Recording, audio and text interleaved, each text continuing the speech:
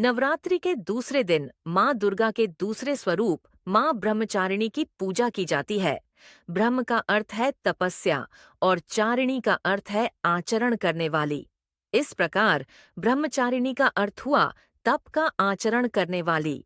माँ ब्रह्मचारिणी की कथा पौराणिक कथाओं के अनुसार माँ ब्रह्मचारिणी अपने पूर्व जन्म में हिमालय और मैना की पुत्री थीं।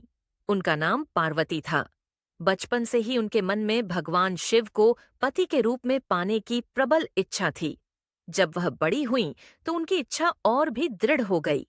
एक दिन देवर्षि नारद उनके पास आए और उन्होंने पार्वती से कहा कि भगवान शिव को प्रसन्न करने के लिए उन्हें घोर तपस्या करनी होगी।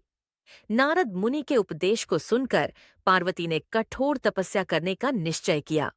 उन्होंने अपने राजसी जीवन का त्याग कर दिया और घने जंगल में जाकर तपस्या करने लगीं।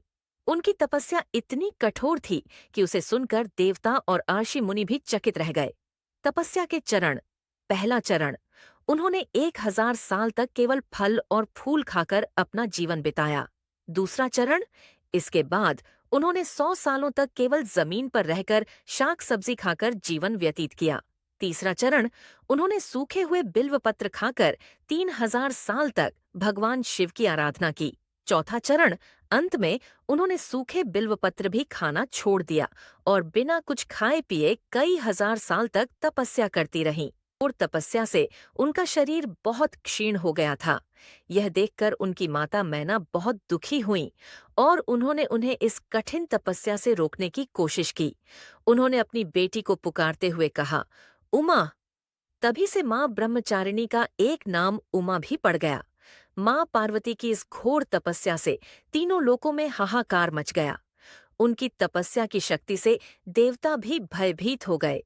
अंत में भगवान ब्रह्मा ने प्रकट होकर उन्हें दर्शन दिए और कहा, हे देवी, आज तक किसी ने भी इतनी तपस्या समाप्त की और अपने पिता के घर लौट गईं। इसके बाद भगवान शिव और माता पार्वती का विवाह हुआ। माँ ब्रह्मचारिणी का महत्व माँ ब्रह्मचारिणी तप, त्याग, वैराग्य, सदाचार और संयम का प्रतीक है। उनकी उपासना करने से व्यक्ति के जीवन में धैर्य, आत्मसंयम और शांति आती है।